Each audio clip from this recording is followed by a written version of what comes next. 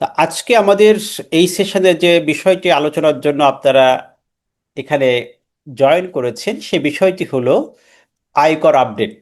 অর্থ আইন 2026-এর আলোকে আয়করের যে আপডেটগুলো এসেছে সেই আপডেটগুলো নিয়ে আজকে আমি একটু আপনাদের সাথে ডিসকাস করব।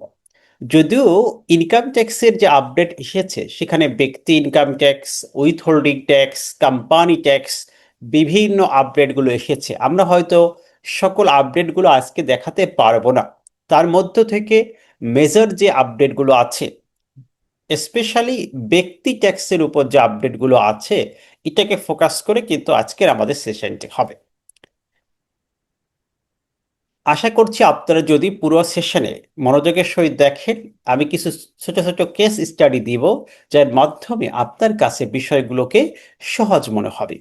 প্রথমে আসি, আমরা তো সকলে জানি যে আমরা ব্যক্তি আয়করের আপডেটটা আগে দেখাবো।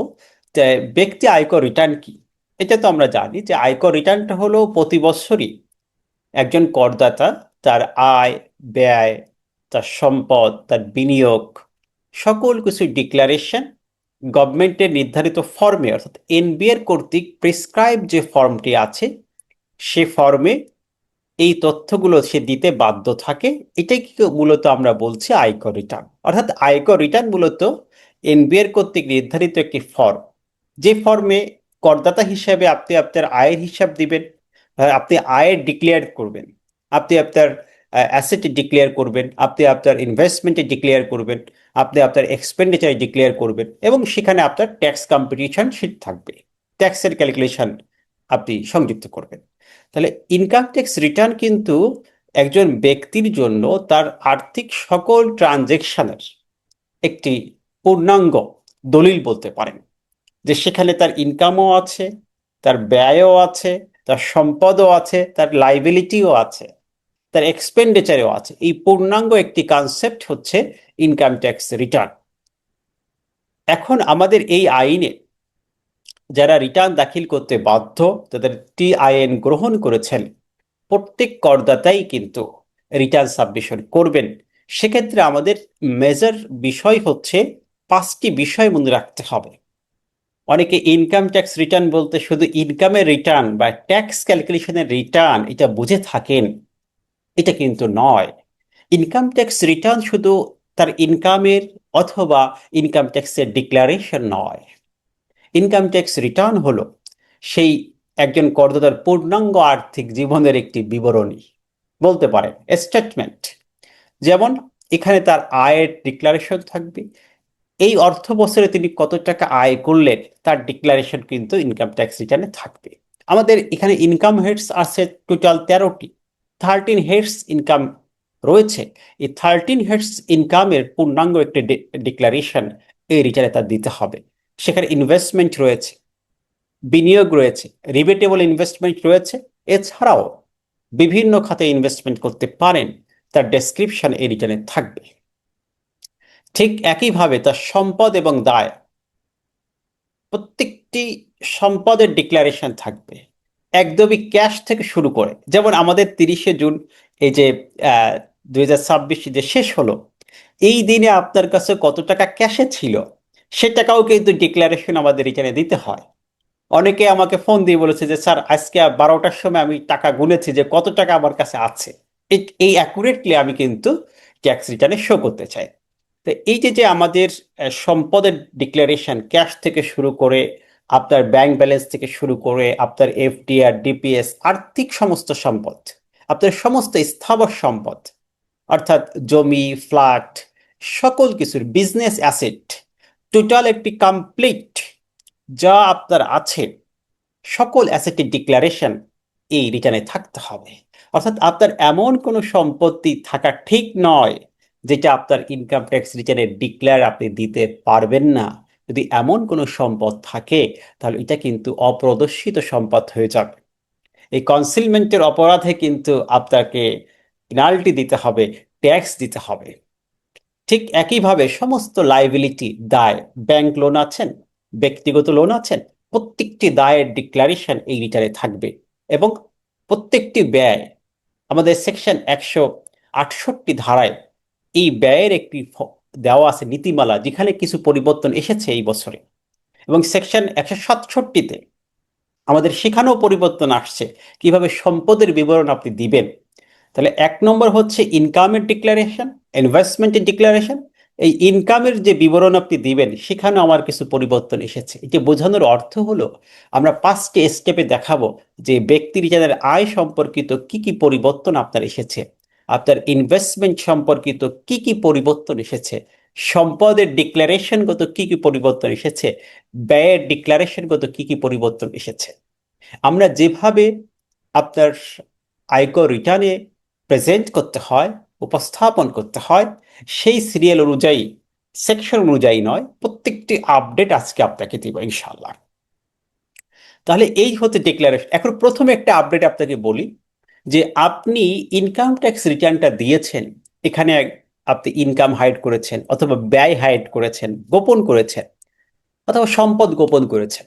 এখন আমরা দেখি যে অনেকের মধ্যে গোপনের একটা প্রবণতা আছে, তারা ইনকাম ট্যাক্স রিটার্নে সঠিকভাবে তাদের ইনকাম ডিক্লেয়ার করতে চায় না, এক্সপেন্ডিচার ডিক্লেয়ার করতে চায় না, তাদের অ্যাসেট ডিক্লেয়ার করতে চায় না। যদি এই ধরনের করদাতা হয়ে থাকেন তাহলে এখনই সতর্ক হতে হবে, কারণ এই বছরের যে আপডেটগুলো এসেছে তার মধ্যে অন্যতম হলো আমাদের আয়কর গোয়েন্দার ইন্টেলিজেন্ট যে ডিপার্টমেন্ট আছে, ইনভেস্টিগেশন অ্যান্ড ইন্টেলিজেন্ট ডিপার্টমেন্ট যাদের আছে, এই আইনে, অর্থ আইন 2026-এ তাদের ক্ষমতা বৃদ্ধি পেয়েছে। তাদের সকল ধরনের, এখন আপনি যদি এটা দেখেন আমাদের সেকশন 8-এ তাদেরকে স্পেশাল ক্ষমতা দেওয়া হয়েছে যে এখন আপনার প্রপার্টি হাইড করেছেন, আপনি হয়তো ব্যাংক হাইড করেছেন, আপনি হয়তো এফডিআর হাইড করেছেন, অথবা আপনার 10টা ব্যাংক অ্যাকাউন্ট আছে, 2টি দেখিয়েছেন আর 8টি দেখাননি। এই ধরনের ঘটনা আমরা প্রায়শই দেখে থাকি। তো এখন আপনাকে সময়, সবকিছু অটোমেটেড হচ্ছে, এখন সময় এসেছে যেটাকে ইনভেস্টিগেট করা। অথবা ব্যয় হাইড করেছেন, আপনার ব্যয় হয়েছিল, আপনি সে খরচটি দেখাননি, কিন্তু তথ্য বলছে আপনার ব্যয় হয়েছিল, কোনো এক সময় ব্যয় হয়েছিল, কোনো এক সময় বিনিয়োগ হয়েছিল, এটা প্রদর্শন করেননি আপনার রিটার্নে। এই সকল বিষয়গুলো কিন্তু এ আয়কর গোয়েন্দা ভেরিফাই করতে পারবে, এবং সেখানে যে কোনো কর ফাঁকি উদ্ঘাটন, তথ্য সংগ্রহ, জবানবন্দি, যে কোনো স্থানে তল্লাশি, এই পাওয়ার দেওয়া হয়েছে এই আয়কর গোয়েন্দাকে। তাহলে এই গোয়েন্দা যে ইউনিটটি তৈরি করা হলো, এখানে কিন্তু দেখবেন আপনার এই যে অ্যাসেটগুলোকে ভেরিফাই করার জন্য ITIIU, এই প্রতিষ্ঠানটা 2023 সালে এসেছে, স্পেশাল ব্রাঞ্চ, যাকে বলা হচ্ছে আয়কর গোয়েন্দা তদন্ত ইউনিট।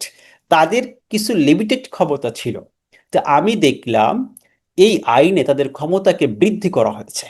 এই জন্য আমরা যারা ট্যাক্স রিটার্ন সাবমিট করতে চাই, যারা ট্যাক্স রিটার্ন তৈরি করি অ্যাজ এ ট্যাক্স কনসালটেন্ট হিসেবে, ট্যাক্স লয়ার হিসেবে, এবং যারা ট্যাক্স পেয়ার, সবাইকেই এখন সতর্ক হতে হবে। কারণ আপনি কর জালের মধ্যে আছেন, আপনার কোনো প্রপার্টি স্কিপ করার সুযোগ নাই বর্তমান আইনে। যদি করেন, আমি তো বললাম যে এই 5 ক্যাটাগরির ডিক্লারেশন ইনকাম ট্যাক্স রিটার্নে আপনার থাকবে। আপনি সেখানে যদি কোনো তথ্য গোপন করতে চান, কোনো তথ্য গোপন করে ফেলেন, তাহলে কিন্তু আপনাকে দেখেন এখানে স্পষ্ট বলা আছে তারা কি কি কাজ করতে পারবে। আমি বিস্তারিত বলছি না, জাস্ট মূল পয়েন্টটা বলি যে তারা সকল ক্ষেত্রে আপনার ইনফরমেশনগুলো কালেক্ট করবে। যেমন সেকশন 200-এ ছিল যে তল্লাশি করবে, ব্যাংক সার্চ দিবে, যে আপনি কোন ব্যাংকগুলো দেখিয়েছেন, কোনটা হাইড করেছেন, এফডিআর দেখিয়েছেন বা হাইড করেছেন, প্রত্যেকটি তার উদ্ঘাটন করবে। এমনকি আপনি কোনো কোম্পানির কাছ থেকে ফ্ল্যাট কিনেছেন, সেই কোম্পানির কাছে সার্চ দিবে যে আপনার কাছ থেকে যে ফ্ল্যাটটি কিনিয়েছে, এটা তো রেজিস্ট্রেশন ভ্যালু দেখিয়েছে 2 কোটি, অরিজিনাল ভ্যালু কত। তাই এই যে প্রত্যেকটি ইনফরমেশন কিন্তু তাদের এখন পাওয়া একদম ইজি হয়েছে। আপনি হয়তো মৌজা ভ্যালিতে রেজিস্ট্রেশন করেছেন, কিন্তু অ্যাকচুয়ালি ট্রানজেকশন বেশি হয়েছে, এর ডকুমেন্টও তাদের কাছে চলে আসছে। যার ফলে করে এমনকি আপনার ব্যয়ের, যে আপনার সন্তান ইংলিশ মিডিয়াম স্কুলে পড়ে, কোন স্কুলে পড়ে, সেখানের এক্সপেন্ডিচার কত, সে তথ্য তারা কালেক্ট করতে পারবে, এবং এগুলো করছে। বিগত দিনগুলোতে আমরা এগুলো দেখছি।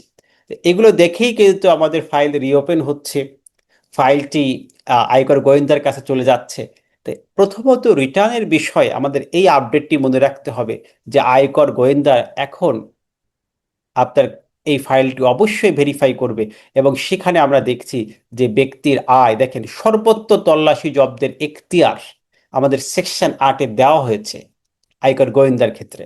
অর্থাৎ কি কি এখতিয়ার? আয় সংক্রান্ত তথ্য গোপন আছে, এটা তারা ভেরিফাই করবে। ব্যয় সংক্রান্ত, বিনিয়োগ সংক্রান্ত, সম্পত্তি সংক্রান্ত বিষয় তারা তল্লাশি করবে, প্রয়োজনে অ্যাটাস্ট করবে, ব্যাংক অ্যাটাস্ট করে দেবে, আপনার সম্পত্তি ক্রক করে দেবে। এমনকি এয়ারপোর্ট বন্দর সহ যে কোনো স্থানে তারা অভিযান পরিচালনা করতে পারবে, এই এখতিয়ার আইন তাদেরকে দিয়েছে।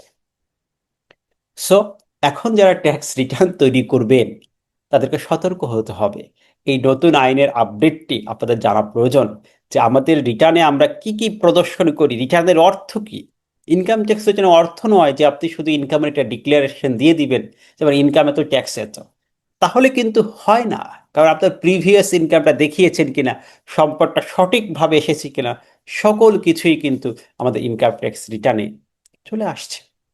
সো এখন আমাদেরকে একদমই প্রপারলি রিটার্ন তৈরি করতে হবে। তাহলে প্রথমে একটি আপডেট আমরা দেখলাম যে ইনকাম ট্যাক্স রিটার্ন আমাদেরকে সঠিকভাবে পূরণ করতে হবে। এখন আর ফাঁকি দেওয়ার কোনো সুযোগ নাই, স্কোপ নাই, আইন এভাবেই চলে আসছে। আগের যেমন অনেক সময় আমাদের সার্কেলের যে কাজগুলো ছিল, যে অনেক সময় আমরা অ্যাসেসমেন্ট করে নেওয়ার সুযোগ ছিল, এখন কিন্তু এই অ্যাসেসমেন্ট করেও আপনি রক্ষা পাবেন না। কারণ হচ্ছে পরবর্তী স্টেপ এটা ভেরিফাই হতে পারে। 2 নম্বর আমি আপডেটের যে কথাটি বলবো, যে আমরা আয়কর যে রিটার্ন তৈরি করলাম, আমরা রিটার্নটি প্রিপেয়ার করে রিটার্ন সাবমিশনের যে টাইম, রিটার্ন দাখিল, এই দাখিলের সময়ের বিষয় এবার ব্যাপক পরিবর্তন হয়েছে। যেমন আগে আমাদের 30শে নভেম্বর ট্যাক্স ডে ছিল, এখন এই ট্যাক্স ডেটা নেই। এখন সারা বছরই একজন করদাতা আয়কর রিটার্ন সাবমিশন করতে পারবেন। তাহলে এখানে রিটার্ন দাখিলের যে সময়সীমা, এখানে আমাদের কিন্তু ব্যাপক একটি পরিবর্তন এসেছে। যে কোনো সময় করদাতা অর্থ বছর, অর্থাৎ 26-27 অর্থ বছরে, 25-26 আয় বর্ষের রিটার্ন, এই 26-27 অর্থ বছরের যে কোনো সময়, যেটাকে আমরা বলছি কর বর্ষ, অ্যাসেসমেন্ট ইয়ার, এর যে কোনো সময় করদাতা রিটার্ন সাবমিশন করতে পারবেন। এবং এই যে কোনো সময় রিটার্ন সাবমিশন করলে এটাও কিন্তু সেলফ রিটার্ন হবে, স্বনির্ধারণী রিটার্ন হিসেবে গণ্য হবে। যেমন আগে আমাদের রিটার্ন ছিল 30 নভেম্বরের পরে যদি আমরা রিটার্ন সাবমিশন করি তাহলে কিন্তু এটা আমাদের সাধারণ রিটার্ন হয়ে যেত। বাট এখন আইনে বলছে না, আপনি একদমই সারা বছর কর বর্ষের টোটালটাই, যেহেতু কর বর্ষ, ইনকাম ইয়ার এবং অ্যাসেসমেন্ট ইয়ার, এই অ্যাসেসমেন্ট ইয়ারের টোটাল টাইমকেই আপনি পাবেন রিটার্ন সাবমিশন করার জন্য। এখন আসেন, টোটাল টাইমটা দিল, এখানে আমাদের আসলে একটু আইনের খুব জটিলতা চলে আসছে। কি আসছে? আপডেটটা আসছে যে আপনি সারা বছর রিটার্ন সাবমিশন করতে পারবেন, এটা ঠিক, বাট এটাকে 4টি কোয়ার্টারলি ভাগ করেছে। এই 4টি কোয়ার্টারলি আপনি কিছু বেনিফিট পাবেন, আবার কিছু পেনাল্টি হবে। কারণ গভর্নমেন্ট চায় যে আপনি যখনই আপনার ট্যাক্স লাইবিলিটি ক্রিয়েট হবে তখনই আপনি ট্যাক্সটি সাবমিট করে দিবেন। গভর্নমেন্ট তো এই টাকা দিয়ে তার ডেভেলপমেন্ট কাজগুলো করবে। প্রত্যেকটি সরকারেরই ডিমান্ড থাকে যখনই আপনার ট্যাক্স লাইবিলিটি ক্রিয়েট হবে, এটা তো লাইবিলিটি, অ্যাজ এ রেসিডেন্স হিসেবে গভর্নমেন্ট আপনার কাছে এটা পায়, এটা আপনার লাইবিলিটি, এটাকে দিতে হবে। এখন আপনি যদি একদম বছর শেষে গভর্নমেন্টকে এই ট্যাক্সটি পে করেন, তাহলে গভর্নমেন্ট যে প্রতিদিনের যে কার্যক্রমগুলো এটা কিভাবে পরিচালনা করবে? এই জন্য এবার সিস্টেমেটিক ওয়েতে একটি প্ল্যান করা হয়েছে, কোয়ার্টারলি ভাগ করা হয়েছে রিটার্ন দাখিলের সময়কে। ফার্স্ট কোয়ার্টার হচ্ছে জুলাই থেকে সেপ্টেম্বর, এটা হচ্ছে প্রথম কোয়ার্টার। এই টাইমে যদি আপনি রিটার্ন সাবমিশন করেন তাহলে আপনার জন্য বিশেষ ইনসেন্টিভের ব্যবস্থা করেছে। আপনার 5% পর্যন্ত কর ছাড় হইতে পারে, এটা সর্বোচ্চ 25,000 পর্যন্ত। তাহলে আপনাকে এখানে বিশেষ একটি ইনসেন্টিভ দেওয়া হচ্ছে। সেকেন্ডলি হচ্ছে অক্টোবর থেকে ডিসেম্বর, এখানে মূলত আপনার জরিমানা নাই, এটা নিউট্রাল, নিরপেক্ষ।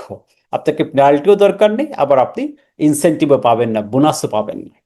First come early bird offer, যেমন আমাদের কোর্সে আর্লি বার্ড অফার থাকে, যারা একদমই শুরুতে আমাদের এখানে জয়েন করবে তাদের জন্য কিছু স্পেশাল বেনিফিট থাকে। যেমন আমাদের আজকেও ছাড় চলতেছে, যে বিশেষ অফার চলছে। তাহলে এভাবে করে ট্যাক্স রিটার্নও যদি আপনি আর্লি করেন, সেক্ষেত্রে কিন্তু আপনার বেনিফিটটা থাকবে। এরপরে হচ্ছে আপনার জানুয়ারি থেকে মার্চ, সেখানে 2% হারে জরিমানা হতে পারে। এরপরে এপ্রিল থেকে জুন 5% হারে জরিমানা হবে। তো এই বিষয়টা কিভাবে, আমি একটু প্রত্যেকটি এক একটি করে ব্যাখ্যা দেই, তাহলে আপনাদের কাছে আরো ক্লিয়ার হয়ে যাবে। যে প্রথম কোয়ার্টারে যদি আমরা রিটার্নটি সাবমিট করি, তাহলে প্রথম যে কোয়ার্টার, ফার্স্ট কোয়ার্টার, সেই কোয়ার্টারের মেয়াদ কতদিন? জুলাই থেকে সেপ্টেম্বর, জুলাই আগস্ট সেপ্টেম্বর। এই 3 মান্থের মধ্যে যদি আপনি রিটার্ন সাবমিশন করেন, তাহলে আপনি আপনার যে ইনকাম ট্যাক্স লাইবিলিটি আছে সেখান থেকে 5% ইনসেন্টিভ পাবেন। তবে এটা 25,000 ক্রস করবে না। তার মানে হচ্ছে 5% এবং 25,000 এর মধ্যে যেটি কম, এটি ইনসেন্টিভ পাবেন। তাহলে সর্বোচ্চ একজন করদাতা 25,000 পর্যন্ত ট্যাক্স ছাড় পেতে পারে। এটা এক্সট্রা বেনিফিট, এটা বোনাস ট্যাক্স। এটা কিন্তু রিবেট না, রিবেট তিনি পাবেন। অনেকে মনে করেন যে দেখছি ফেসবুকে লিখছে যে 25,000 ছাড় পাবেন, তাহলে তিনি রিয়াত কি পাবেন না? রিবেটের সুবিধা পাবেন। রিবেট তো সবার জন্য একটি সুবিধা। আপনি ইনভেস্টমেন্ট করেছেন, ট্যাক্স রিবেট পাবেন অ্যাজ পার সেকশন 78 অনুযায়ী। বাট এটার পাশাপাশি, রেয়াতের পাশাপাশি আপনি আরো 25,000 পর্যন্ত ছাড় পাবেন। ধরেন আপনার ট্যাক্স আসছে 1 লাখ টাকা, তাহলে 1 লাখ টাকার 5% কত? 5,000, 25,000-এর নিচে, তাহলে এটা আপনি ছাড় পেয়ে যাবেন। তাহলে 5,000 ছাড় পাবেন। কিন্তু যদি আপনার ট্যাক্স আসে 30 লাখ টাকা, 30 লাখ টাকা যদি আপনি 5% করেন, তাহলে তো অনেক হয়ে যায়, তাই না? সেক্ষেত্রে আপনাকে সর্বোচ্চ 25,000 টাকা ছাড় দেওয়া হবে। তার মানে এখানে একটা হাইয়েস্ট লিমিট। আর ইনকাম ট্যাক্সের একটি পরিভাষা আমি বলি, যখন করদাতাকে কোনো বেনিফিট দেয় তখন বলা থাকে, যেমন রিবেটের ক্ষেত্রে দেখেন, যে কোনো বেনিফিটের ক্ষেত্রে এটি একটি কমন প্রিন্সিপাল। যখন ছাড় দেয় তখন বলা থাকে 2-এর মধ্যে, 3-এর মধ্যে যেটা কম, এটা তিনি সুযোগ পাবেন। তাহলে এখানে বলছে যে 5% এবং সর্বোচ্চ 25, এটার মধ্যে যেটি কম, এটা তিনি ডিসকাউন্ট পাবেন, ছাড় পাবেন, এটা এক্সট্রা। এটাকে বলা হয় ইনসেন্টিভ পাবেন গভর্নমেন্টের পক্ষ থেকে, যে এই করদাতা তো আমাকে টাইমলি দিচ্ছে। খুবই সিনসিয়ার ট্যাক্সের বিষয়। এই সিনসিয়ারিটির কারণে আপনাকে অবশ্যই ট্যাক্স ছাড় দেওয়া হবে। আপনার আগ্রহের কারণে ট্যাক্স রিটার্ন দিতে, যাতে আপনি দ্রুত সময়ের মধ্যে রিটার্ন সাবমিট করেন, আপনি ট্যাক্স রিটার্ন দিতে আগ্রহী থাকেন, সে কারণেই আপনাকে এই ছাড়টা দেওয়া হবে।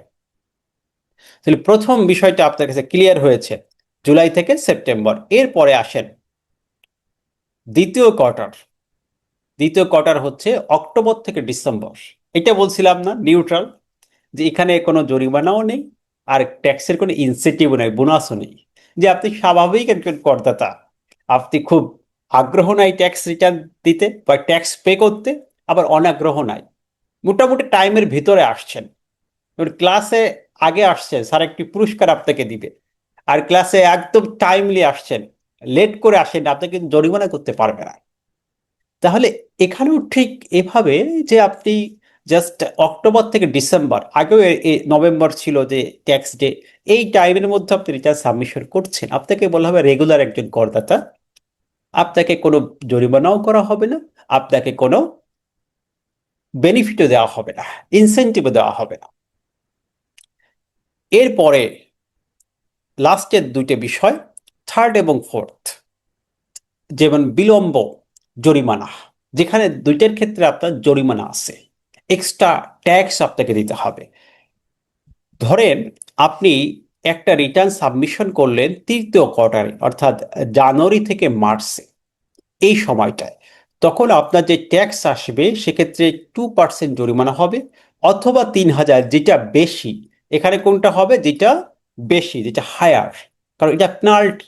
তাহলে মিনিমাম আপনার যদি ধরেন ট্যাক্স আসছে 1,000, কিন্তু আপনার জরিমানা গুনতে হতে পারে 3,000। ঠিক আছে?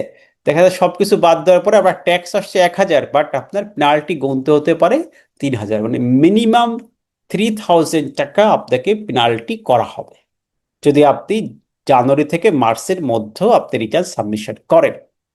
আর 2% এটার মধ্যে যেটা বেশি, আর যদি আপনার ট্যাক্স হয় ফর এক্সাম্পল 2 লাখ টাকা, তার উপর 2%, তাহলে 4,000 টাকা আপনার জরিমানা চলে আসবে। সো এভাবে করে আপনার ক্যালকুলেশন করতে হবে যে এখানে আপনার মোস্ট ইম্পর্টেন্ট একটা পোর্শন যেখানে আপনার জরিমানা করা হবে, এক্সট্রা ট্যাক্স পে করতে হবে জানুয়ারি থেকে মার্চের মধ্যে, মিনিমাম আপনার 2%, এবং কোনোভাবে এটা 3,000-এর নিচে হবে না। তাহলে আপনি ধরে নিচ্ছেন এই ব্যক্তি ট্যাক্স হোক বা না হোক, কম হলেও মিনিমাম 3,000 টাকা তাকে পেনাল্টি দিতে হবে। এখন আপনি ডিসিশন নেবেন করদাতা হিসাবে যে আপনি মিনিমাম 3,000 টাকা গভর্নমেন্টকে পেনাল্টি দিতে চান কিনা। যদি না চান তাহলে অবশ্যই আপনাকে ইন টাইমের মধ্যেই আপনাকে রিটার্ন সাবমিশন করতে হবে। চতুর্থ কোয়ার্টার, যেটা হচ্ছে একদম নন কমপ্লায়েন্স পার্সনের জন্য, যারা একদমই ডিলে আসেন, শেষে আছেন, রিটার্ন দেওয়ার কোনো আগ্রহী নাই, এপ্রিল থেকে জুন, যেখানে আগে আমাদের এই রিটার্নগুলো কিন্তু সাধারণ হয়ে যেত, আইনে এখন একটি সুযোগ না, এই রিটার্নগুলো সাধারণ হবে না। 174 ধারায় ট্যাক্স হবে না, এটা সেলফ রিটার্নই হবে, বা 173 ধারায় কর নির্ধারণ করা হবে। তবে সেখানে 5% ট্যাক্সের বিলম্ব ফি হবে, যেটাকে আপনার ট্যাক্স আসবে, ট্যাক্সের উপরে কত পার্সেন্ট, 5%। তাহলে আপনার 2 লাখ টাকা ট্যাক্স হলো, তো 2 লাখ টাকার উপরে আপনাকে 10,000 টাকা 5% ছাড়ে, তাহলে 2 লাখের উপরে আপনি 5% কাউন্ট করবেন। বা ট্যাক্স যে 2 লাখ টাকা হয় এর উপর 5% দিবেন, এবং এটা মিনিমাম 5,000। তাহলে যদি আপনার 10,000 ট্যাক্স আসে কিন্তু আপনার পেনাল্টি হবে 5,000, মানে এটাই দুইটার মধ্যে যেটা হায়ার, হয় 5% অথবা 5,000, দুইটার মধ্যে যেটা হায়ার, বেশি, এটা পেনাল্টি। কারণ আমি আগে বলেছি যে ইনকাম ট্যাক্স যখন আপনার কাছ থেকে কালেক্ট করবে ট্যাক্স ডিপার্টমেন্ট, তখন আপনার কাছ থেকে বেশি চায়, যেমন পেনাল্টি এবং মিনিমাম এটার মধ্যে যেটা বেশি এটাকে আপনার পে করতে হবে। যদি চতুর্থ কোয়ার্টার, এপ্রিল থেকে জুন, এই টাইমে আপনি রিটার্নটি সাবমিশন করেন, তাহলে এখানে কিন্তু একটি রিটার্ন দাখিলের যে সময়সীমা, এখানে কিন্তু আমাদের একটি ব্যাপক পরিবর্তন আসলে আমরা দেখলাম। হ্যাঁ, তবে অনেকে প্রশ্ন করছে, দেখলাম চ্যাট বক্সে লিখতেছেন যে আমরা রিবেট পাবো কিনা। এটা ফেসবুকে একটা ভুল ইনফরমেশন ছড়িয়ে পড়েছে, আমিও দেখলাম যে অনেকেই লিখছেন যে আহ, দেরিতে দিলে, অর্থাৎ এই ফার্স্ট কিস্তির পরে দিলে রিবেট পাওয়া যাবে না, এই ধরনের তথ্য অনেকে ছড়িয়ে দিচ্ছেন। বাট আইনে কোথাও, আমি আইনটি খুব ভালোভাবে পড়েছি, টোটাল অর্থ আইনটি, কোথাও এ কথা বলা নাই। 170 সেকশনে তো নাই। এছাড়া অন্য অন্য জায়গায় রেয়াতের যে শর্ত, ষষ্ঠ তফসিল, অন্য অন্য যত জায়গায় আছে, কোনো জায়গায় এই কথা নাই যে আপনি ট্যাক্স রিবেট পাবেন না। তার মানে পরিশোধিত কর জরিমানা আপনার আহ, আরোপ আরোপ হবে না, কিন্তু রিটার্ন আপনি কর রিবেট পাবেন না, এ কথা কোথাও নাই। যেহেতু আইনে রিবেট বাতিল করে নাই, তার মানে আপনি রিবেট অবশ্যই পাবেন।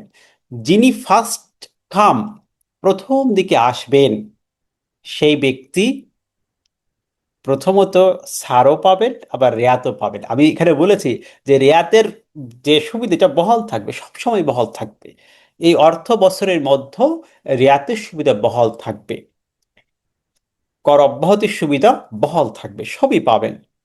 এর বাইরে, এই অর্থ বছরের বাইরে, অর্থাৎ অ্যাসেসমেন্ট ইয়ারের পরে রিটার্ন সাবমিশন করলে সেখানে কিছু বিধান আছে 174 ধারায়, যেটা আগের মতোই আছে, সেখানে কিছু এক্সামশন সুবিধা, রিয়াতের সুবিধা আহ, পাওয়া যাবে না, সেই বিষয়গুলো আছে।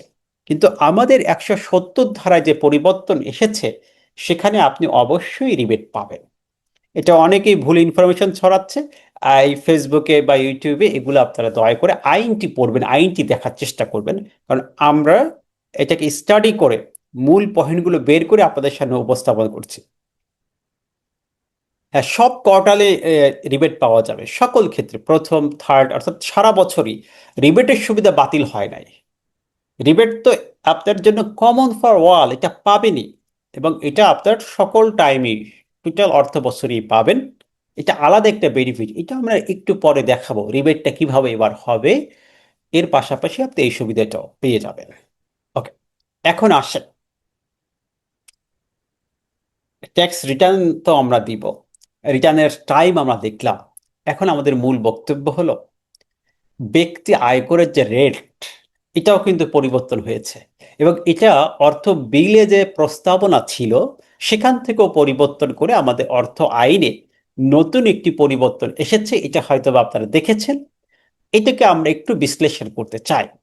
শুরুতে যে আপডেটটা, ট্যাক্স রেটের যে আপডেট, কি হলো আজ এবার আমাদের ট্যাক্স, বা কতটুকু ট্যাক্স আমাদের বাড়লো বা কমলো, সেই বিষয়টা আমরা একটু দেখাতে চাই। তাহলে ব্যক্তি আয়করের ট্যাক্সের রেটের আমাদের বেশ পরিবর্তন হয়েছে। কি পরিবর্তন হলো দেখেন, 2025-26 যে কর হার ছিল, এটা তো আমরা সকলে জানি, আমরা কাজ করেছি বিগত বছর। এখানে আমাদের যেটা ছিল যে প্রথম 3.5 লাখ শূন্য, পরবর্তী 1,05,% পরবর্তী 4 লাখ 10%, পরবর্তী 5 লাখ 15%, পরবর্তী 5 লাখ 20%, পরবর্তী 20 লাখ 25%, এবং রেস্ট অফ অ্যামাউন্টের উপরে 30%। এই তো, এটা হচ্ছে 2025-26 করবর্ষের জন্য, যেটা অলরেডি সমাপ্ত হয়েছে, যে যে ইয়ারে ট্যাক্স রিটার্ন আমরা অলরেডি দিয়েছি। এই ট্যাক্স রিটার্ন আমাদের পরিবর্তন হয়ে নতুন আপডেট এসেছে 2026-27-এ। সেখানে এসেছে কর অব্যাহতি, যেটা ছিল আমাদের 3.5 লাখ, এটাকে বৃদ্ধি করে করা হয়েছে 4 লাখ। অর্থাৎ 4 লাখ টাকা পর্যন্ত, যেহেতু মুদ্রাস্ফীতি আছে, ইনফ্লেশন আমাদের বেড়েছে, সে কারণে আমাদের এই 4 লাখ পর্যন্ত সাধারণ স্বাভাবিক ব্যক্তি করদাতার জন্য শূন্য। তাহলে ব্যক্তিগত আয়করের যে স্ল্যাব, এটা তো চেঞ্জ হচ্ছে, 4 লাখে শূন্য, যেখানে আমাদের আগে ছিল 3.5 লাখ টাকা। এর পরবর্তী আমাদের স্ল্যাবগুলো কমানো হয়েছে, মাত্র এখানে 4টি স্টেপ রাখা হয়েছে। এরপরে 30%। প্রথম স্ল্যাব হচ্ছে, ফার্স্ট স্ল্যাব হচ্ছে 3 লাখের 10%। তার মানে 3 লাখে আমরা বলতে পারি 10%, 30,000 টাকা ট্যাক্স হয়। যেখানে আগে ছিল 1 লাখে 5%, এটা এখন আর নাই। এখন বলা হচ্ছে এই 4 লাখ অব্যাহতির পরবর্তী 3 লাখ, এই পরবর্তী 3 লাখের ট্যাক্স রেট হচ্ছে 10%। তাহলে আমরা বলতে পারি 3 লাখের ট্যাক্স হয় 30,000। অর্থাৎ যদি 4 লাখের পরে 1 লাখ টাকা ইনকাম হয় কারো, 5 লাখ ইনকাম, তখন এই পরবর্তী 1 লাখের ট্যাক্স হবে 10% হারে 10,000 টাকা। সহজ হিসাব। যদি ইনকাম হয় 6 লাখ, তাহলে তার 4 লাখ জিরো, আর বাকি 2 লাখে 20,000 টাকা ট্যাক্স। 3 লাখের পরবর্তী, অর্থাৎ টোটাল 7 লাখ, অব্যাহতির পরে 3 লাখের পরবর্তী 4 লাখ, এই 4 লাখে ট্যাক্স রেট হচ্ছে 15%, মানে 60,000 টাকা। তাহলে প্রথম হচ্ছে 30,000, এরপরে হচ্ছে 15% ছাড়ে 4 লাখে 60,000 টাকা ট্যাক্স। তৃতীয় স্ল্যাব হলো, আমাদের এই ইনকাম ট্যাক্স তো জানেন যে প্রোগ্রেসিভ রেট, ইনকাম যত বাড়ে ট্যাক্স রেটও বাড়ে, স্ল্যাবও চেঞ্জ হয় স্টেপ বাই স্টেপ। এই পরবর্তী 5 লাখে আমাদের ট্যাক্স রেট হচ্ছে 20%, অর্থাৎ 1 লাখ টাকা আমাদের ট্যাক্স চলে আসবে। এর পরবর্তী 20 লাখ, এখানে হচ্ছে 25%, তাহলে 20 লাখে 5%, 25 করলে আমাদের টোটাল 5 লাখ টাকা ট্যাক্স চলে আসে। এবং এর রেস্ট অফ দ্য অ্যামাউন্টের উপরে, এরপরে যে অতিরিক্ত অর্থ আসছে, সেই অতিরিক্ত অর্থের উপরে, অবশিষ্ট অর্থের উপরে আমাদের ট্যাক্স রেট হচ্ছে 30% ফ্ল্যাট রেট। এটা হচ্ছে ফ্ল্যাট। তাহলে আমরা যদি একটু দেখি যে এবছরে মূল চেঞ্জেস কি আসলো। ইতিপূর্বে আমাদের ট্যাক্স রেট স্ল্যাব ছিল, টোটাল 35 লাখের একটি স্ল্যাব ছিল, এটা কমিয়ে এখন করা হয়েছে 32 লাখের একটি স্ল্যাব, 32 লাখস। যেমন এখানে হচ্ছে 20 লাখ, 5, 4, 9 আর 3, 12, এই 32 লাখ স্ল্যাব। আর 4 লাখ তো অব্যাহতি আছেই, এটা তো, এই অব্যাহতি রেট কিন্তু ভিন্ন হতে পারে, 4 লাখের জায়গায় 5 লাখ হইতে পারে, কম বেশি হতে পারে। এটা আমরা স্পেশাল বেনিফিটগুলো একটু নিচে দেখব। তাহলে এই 32 লাখ যে স্ল্যাব রেটে ট্যাক্স হলো, এই 32 লাখে আমাদের টোটাল ট্যাক্স আসছে, দেখবেন আপনি, টোটাল 6,90,000 টাকা ট্যাক্স। তাহলে আমরা বলতে পারি একটা স্ল্যাব রেট 32 লাখের ট্যাক্স হয় 6,90,000, এটা স্ল্যাব রেট ট্যাক্স। এর পরবর্তী যে কোনো ইনকামের উপর ট্যাক্স হয়ে যাবে 30%। তাহলে 6,90,000 পরে যদি, অর্থাৎ এখানে টোটাল 32 লাখ টাকা আয়ের পরে যদি আর কোনো ইনকাম যোগ হয়, আর কোনো স্ল্যাব যোগ হয়, তার রেট হচ্ছে 30%। প্রথম 32 স্ল্যাব রেট আর 4 লাখ টাকা, এই টোটাল 36 লাখ টাকা। আমরা এই 36 লাখ টাকা পর্যন্ত আমাদের ট্যাক্স আসছে 6,90,000। এর পরবর্তী যে কোনো অ্যামাউন্টে আমাদের ট্যাক্স চলে আসবে 30%, অর্থাৎ 1,30,000 টাকা ট্যাক্স দিয়ে দেবে। তাহলে এখানে আমাদের এই স্ল্যাব রেটে আমরা দেখলাম আপডেট আসছে, টোটালি আমাদের এই রেটটাকে চেঞ্জ করা হয়েছে। ক্লিয়ার? তাহলে আমাদের নতুন আইনে ইনকাম ট্যাক্সের স্ল্যাব রেটের পরিবর্তন হলো, এখন 32 লাখ টাকায় আমাদের স্ল্যাব রেট করা হয়েছে এবং অব্যাহতি পরিবর্তন হয়েছে, হাইয়েস্ট ট্যাক্স রেট 30% করা হয়েছে। এখন আসেন এক নজরে যদি আমরা পরিবর্তনটা একটু বিশ্লেষণ করি, কি হলো পরিবর্তন। এরপরে কেস স্টাডি দিয়ে টোটাল ঘটনাটা আমি একটি সাজিয়েছি, এটা আপনাদের সামনে উপস্থাপন করব। করমুক্ত সীমা যেটা 3.5 লাখ ছিল, খেয়াল করেন, এটা আমাদের এখন 4 লাখ হয়ে গেল। তাহলে মানে এখন যারা নিম্নবিত্ত আছেন তাদের জন্য কিন্তু বেশ সুযোগ। যাদের 3 লাখ ইনকাম ছিল, 3.5 লাখ, 3,60,000, 70,000, 80,000, এই রেঞ্জে যারা যাদের ইনকাম, তারা কিন্তু ভালো ফ্যাসিলিটি পাচ্ছেন। তাদের 4 লাখ টাকা করমুক্ত সীমা হচ্ছে। এবং দেখেন এখানে একটি ভালো সুযোগ, যাদের যাদের স্যালারি 6 লাখ টাকার নিচে হচ্ছে, স্যালারিতে একটা অব্যাহতি আছে না, 1/3, 6 লাখ টাকার নিচে স্যালারি হলে তাদেরকে ট্যাক্সই হচ্ছে না। তার মানে একজন ব্যক্তি যদি 50,000-এর মতো স্যালারি হয়ে যায়, তার কিন্তু কোনো ট্যাক্স দিতে হয় না। 50,000 প্লাস হলে তখন তাকে ট্যাক্স দিতে হয়। তাহলে এখানে একটি সুযোগ তৈরি হয়েছে এমপ্লয়ীদের জন্য, যাদের স্যালারি রেঞ্জটা 50,000-এর নিচে, তাদের কিন্তু এইবার কোনো ট্যাক্স পে করতে হবে না। একটু ভালো অপরচুনিটি। যারা একদমই নিম্নবিত্ত আছেন, মোটামুটি রেঞ্জে একটা স্যালারি পাচ্ছেন, তাদের জন্য কিন্তু ট্যাক্স বার্ডেন থাকছে না, ট্যাক্সটা কমে যাচ্ছে। কারণ স্যালারি থেকে টোটাল 1/3 অব্যাহতি এটা বহাল আছে, পাশাপাশি তিনি 4 লাখ অব্যাহতি সুবিধা পাচ্ছেন। কিন্তু এরপরে যারা মোটামুটি মিডিল ক্লাস, মধ্যবিত্ত, তাদের ট্যাক্স কিন্তু বাড়ছে। যারা মোটামুটি একটু ইনকাম করেন, 60-70 হাজার টাকা ইনকাম হচ্ছে বা স্যালারি, এই এই ধরনের ইনকাম, তখন কিন্তু তার আর 5% যে রেট 1 লাখ টাকায়, এই রেটটা আর থাকছে না। তাকে 1 লাখ টাকায় টোটাল 10% ট্যাক্স দিতে হচ্ছে। সো এটা তার জন্য একটু বেশি মনে হতে পারে, এবং এটা হচ্ছে নিম্ন আয়ের ব্যতীত অন্য আয়ে কিন্তু আর স্বস্তি নাই। মধ্যবিত্ত হোক বা উচ্চবিত্ত হোক, প্রত্যেকেরই ট্যাক্স বার্ডেন এই স্ল্যাবের কারণে বেড়ে যাবে, সবাইকে বেশি ট্যাক্স দিতে হবে। তাহলে আমাদের আগে যেটা এই স্ল্যাব ছিল 10%, 10%, 4 লাখ, এটাও পরিবর্তন হয়ে 3 লাখে করা হয়েছে। মানে পরবর্তী 1 লাখে কিন্তু 15% হচ্ছে, মানে যাদের আরেকটু বেশি আয়, উচ্চবিত্ত যারা, তাদের কিন্তু ট্যাক্স রেট আরো বৃদ্ধি পাচ্ছে। এই হচ্ছে টোটাল আমার সিনারিও। এভাবেই কিন্তু আমাদের ট্যাক্স রেটগুলো বেড়ে যাচ্ছে। শুধুমাত্র একজন ফ্যাসিলিটি হচ্ছে যারা নিম্ন আয়ের, এর বাহিরে মধ্যবিত্ত এবং উচ্চবিত্তদের ট্যাক্সটা আগের থেকে তুলনামূলক বৃদ্ধি পাবে। এবং আমাদের যারা স্পেশাল বেনিফিটেড, এই আইনে বিশেষ ছাড়ের সুবিধা যারা পাচ্ছেন, তাদের ক্ষেত্রে আরো সুবিধা হচ্ছে। অর্থাৎ মহিলা করদাতাদের ক্ষেত্রে 4 লাখের পরিবর্তে 4.5 লাখ টাকা, যেটা আগে 4 লাখ ছিল এখন 4.5 লাখ, মানে তাদের 4.5 লাখ টাকা ইনকামে কোনো ট্যাক্স নেই। তাহলে অনেক নিম্ন আয়ের ব্যক্তি, আহ, যারা ফিমেল, তাদের কাছে কিন্তু খুব ভালো লাগছে এই বিষয়টি, যে আমাদের এখন ইনকাম বাড়লো, আমাদের ট্যাক্স পে করতে হচ্ছে না, ট্যাক্স থেকে আমরা মুক্ত থাকছি। এরপরে যুদ্ধহত, মুক্তিযুদ্ধ এবং জুলাই যুদ্ধ যারা আছেন, তাদের ক্ষেত্রে 5.5 লাখ, অর্থাৎ প্রত্যেকটি ক্ষেত্রে 50,000 বৃদ্ধি পেয়েছে। তৃতীয় লিঙ্গ প্রতিবন্ধীর ক্ষেত্রে 5,25,000, এই তিনটা। আর ডিজেবল পার্সনের পিতামাতা বা অভিভাবক যিনি তার দায়িত্ব গ্রহণ করবেন, তাদের যে 50,000-এর বেনিফিট ছিল, এটা এখনো বহাল আছে। এটা ঠিক আগের মতোই আছে, এটা কোনো চেঞ্জেস এই অর্থ আইনে হয়নি। তাহলে বিষয়টা আমাদের কাছে ক্লিয়ার হলো যে এই অর্থ আইনের ট্যাক্স রেটের কি পরিবর্তন হলো।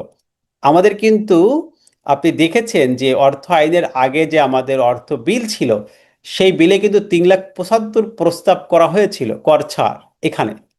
কিন্তু অর্থ আইনে কিন্তু পরবর্তীতে 4 লাখ করমুক্ত সীমাই নির্ধারণ করা হলো। তাহলে এটা আমাদের খেয়াল রাখতে হবে। অনেক জায়গায় আপনি 3,75,000-এর পোস্ট দেখবেন, এমনকি আমার ইউটিউব চ্যানেলেও দেওয়া আছে একটা ভিডিও। এগুলো কিন্তু পরিবর্তন হয়েছে। অর্থ আইন হয়ে গেলে ফাইনাল, এখানে আর কোনো পরিবর্তনের সুযোগ নেই। অর্থ বিল তো সংসদে উপস্থাপন হবে, আলোচনা হবে, দেন এটাকে ফাইনাল করা হবে, অর্থ বিল আকারে থেকে অর্থ আইনে কনভার্ট করা হবে। এখন আমরা আসি, তাহলে 2025-26 থেকে 2026-27 কর বর্ষে কি কর বাড়লো, কিভাবে ট্যাক্সটা বেড়ে গেল, অথবা কতটুকু বাড়লো, কত আয়ে কত টাকা ট্যাক্স হবে, এবং পাশাপাশি রিবেটের সুবিধাটা কিভাবে চেঞ্জেস হলো, সেই বিষয়টা আমরা ক্লিয়ার করব। আমি একটা কেস স্টাডি আপনাদেরকে দেখাই, তাহলে আপনাদের বিষয়টি আরো একদমই ক্লিয়ার হয়ে যাবে। এটা হচ্ছে মিস্টার রহমান, একজন বেসরকারি চাকরিজীবী। ধরেন 2024-25 আয় বর্ষে তিনি 25 লাখ টাকা বেতন পেয়েছিলেন, সকল বেনিফিট সহ, পারকিউজিট সহ, সকল ফ্যাসিলিটি সহ টোটাল 25 লাখ টাকা প্রাপ্ত হয়েছিলেন। এবং এই 25 লাখ টাকা থেকে তিনি রিবেটেবল ইনভেস্টমেন্ট যে খাতগুলো আছে সেখানে 5 লাখ টাকা ইনভেস্টমেন্ট করেছেন। সহজ একটা ঘটনা। এই ঘটনাকে যদি আমরা বিশ্লেষণ করি তখন কি দেখি, যে 2025-26 এই ইয়ারে তার ট্যাক্স কেমন হতো। তখন আমাদের গত বছরের ট্যাক্সের হিসাবটা নিঃসন্দেহে আপনারা সবাই অবগত আছেন, জানেন যে মোট আয় যদি 25 লাখ হয় স্যালারি থেকে, সেখানে অব্যাহতি পাবেন 5 লাখ, অথবা 1/3, যেটা কম। অর্থাৎ এখানে এই 5 লাখ অথবা 1/3, এখন 1/3 তো বেশি হয়ে যায়, তাহলে সর্বোচ্চ 5 লাখ টাকা অব্যাহতি তিনি পাবেন। এটা হচ্ছে স্যালারি অব্যাহতি, ষষ্ঠ তফসিলে এটা দেওয়া আছে, যে অব্যাহতির তালিকা আছে, সেখানে বেসরকারি চাকরি থেকে অব্যাহতির সর্বোচ্চ সীমা কত লাখ? 5 লাখ টাকা। এটি কিন্তু এই অর্থ বছরেও এই বিষয়টি চালু রাখা হয়েছে। সো এখানে 5 লাখ অব্যাহতির পরবর্তী তার করযোগ্য আয় দাঁড়াচ্ছে 20 লাখ টাকা।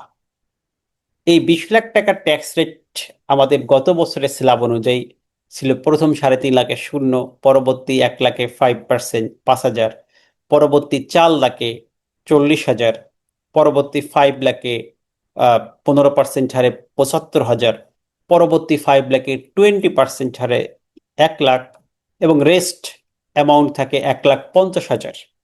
এখানে 18,50,000 টোটাল, এরপরে 1,50,000, টোটাল 20 লাখ টাকা আমাদের হয়ে গেল। এই 1,50,000-এ 25% হারে আমাদের 37,500 টাকা। টোটাল আমাদের যদি ট্যাক্স আসে তাহলে হচ্ছে ট্যাক্স হয় হচ্ছে 2,57,500 টাকা। কারণ 18,50,000 পর্যন্ত আমাদের ট্যাক্স হলো 2,20,000 টাকা, এরপরে 37,500, এর অর্থ হলো 2,57,500 টাকা আমাদের as per previous year 2025-26 rate অনুযায়ী ট্যাক্স চলে আসে। কিন্তু যদি এই ইনকামটা 2026 সালে হতো, 26-27 সালে হয়, 1 জুলাই 2025 থেকে 30 জুন 26 সালে যদি আপনি এই ইনকামটা করেন, তাহলে ট্যাক্স কতটুকু আপনার বাড়ছে, এটা একটা দেখার বিষয়। এবং আরেকটি সাপ্লিমেন্টারি বিষয় হচ্ছে আমাদের ট্যাক্স রিবেটের বিষয়টি পরিবর্তন হয়েছে, আপনারা জানেন। এটা আমি একটু পরে আপডেট দিব। গত বছর ছিল হচ্ছে মোট করযোগ্য আয়ের 3%, সেকশন 78 আমাদের আইনে যেটা বলা আছে, সেকশন 78। করযোগ্য আয় ঠিক না, আইনের ভাষাটা খালি ভিন্ন ছিল, যে হ্রাসকৃত হার, অব্যাহতি, ফার্মের ও ব্যক্তিসংঘের আয় ব্যতীত বাকি আয়ের 3%, এটা আমরা জানি। তো এই আয়ের 3%-এ ছিল 60,000 টাকা, আর বিনিয়োগের 15% আমাদের আসে 75,000, সর্বোচ্চ হচ্ছে 10 লাখ। এই তিনটার মধ্যে যেটা কম এটা ছিল রিবেট। এটা প্রিভিয়াস ইয়ারে গত বছর আমরা শিখেছি, এটাই ক্যালকুলেশন করেছি। তখন আমাদের এই তিনটার মধ্যে 60,000 টাকা কম হয়ে যায়, তাই না? এটাকে আমরা রিবেট পেতাম। তাহলে 2,57,000 থেকে 30,000 মাইনাস, 60,000 মাইনাস করার পরে আমাদের টোটাল পেয়েবল ট্যাক্স ছিল, ট্যাক্স আফটার রিবেট ছিল 1,97,500 টাকা। এটা আমাদের ট্যাক্স আফটার রিবেট বা পেবল ট্যাক্স হিসেবে আমাদের পেইড করতে হতো প্রিভিয়াস ইয়ারে। সেম ঘটনা, এই 25 লাখ ইনকাম, 5 লাখ অব্যাহতি পাবেন, এই 20 লাখ করযোগ্য আয় এবং 5 লাখ বিনিয়োগ, তার ক্ষেত্রে আমাদের এই বছরে কিভাবে ট্যাক্স হিসাব করতে হবে, ক্যালকুলেশন করতে হবে, কতটুকু বাড়লো। এবার আসেন এই মিস্টার রহমানের সেম ঘটনা তিনি 25 লাখ টাকা পেয়েছেন, 5 লাখ টাকা বিনিয়োগ করেছেন। আমাদের এই 26-27 কর বর্ষে, যেটা রাইট নাও আমাদের শুরু হয়েছে, এই বছরে আমরা এই ব্যক্তির কত টাকা আমাদের ট্যাক্স পে করতে হবে? তাহলে আইনে প্রথমত এখানে যে আয়টি আছে, গ্রস স্যালারি, এটা আমরা 25 লাখ টাকা, অব্যাহতি 5 লাখ, এটা ঠিক আছে। স্যালারি ক্ষেত্রে এবছরে খুব ব্যাপক পরিবর্তন আসেনি, তাই না? তাহলে এখানে 5 লাখ ঠিক আছে। তাহলে বড় করযোগ্য আয় আমাদের 20 লাখ, 20 লাখ দাঁড়াচ্ছে, এটাও ঠিক আছে। এখানে আমরা কিভাবে ট্যাক্সটা কাউন্ট করছি? যে প্রথম 4 লাখে শূন্য, এটা আমাদের ছিল 3.5 লাখ, এখানে কি হয়েছে? 4 লাখে শূন্য। দেখেন, এই ট্যাক্সেবল যে ইনকাম বের হলো অব্যাহতির পরে, আমরা তার ক্যালকুলেশন কিভাবে করছি? এর পরবর্তী স্টেপ, 3 লাখে আমাদের 30,000, এর পরবর্তী 4 লাখে আমাদের 15% ছাড়ে। দেখেন, প্রথম 1 লাখ কিন্তু নাই, 3 লাখে চলে গেছে। 3 লাখে 10% ছাড়ে 30,000, এর পরবর্তী 4 লাখে 15% ছাড়ে 60,000, এখানে 1 লাখ, এখানে 90,000, আর পরবর্তী 5 লাখে 20% ছাড়ে 1 লাখ টাকা। টোটাল আমাদের ট্যাক্স এখানে দাঁড়াচ্ছে 1,90,000। এরপরে পরবর্তী 4 লাখ অবশিষ্ট থাকে, কারণ ইতিমধ্যে কিন্তু 16 লাখ হয়ে গেছে। তাহলে বাকি 4 লাখের উপরে 25% ছাড়ে 1 লাখ টাকা। তাহলে আবার টোটাল ট্যাক্স চলে আসছে 2,90,000 টাকা। যেখানে আমাদের 2,57,000 টাকা ট্যাক্স চলে আসছিল, সেখানে গ্রস ট্যাক্স আমাদের কিন্তু বেড়ে যাচ্ছে, 30,000 প্লাস ট্যাক্স বেড়ে যাচ্ছে। ঠিক আছে, গ্রস ট্যাক্স। এখন শুধু গ্রস ট্যাক্সই বাড়ছে না।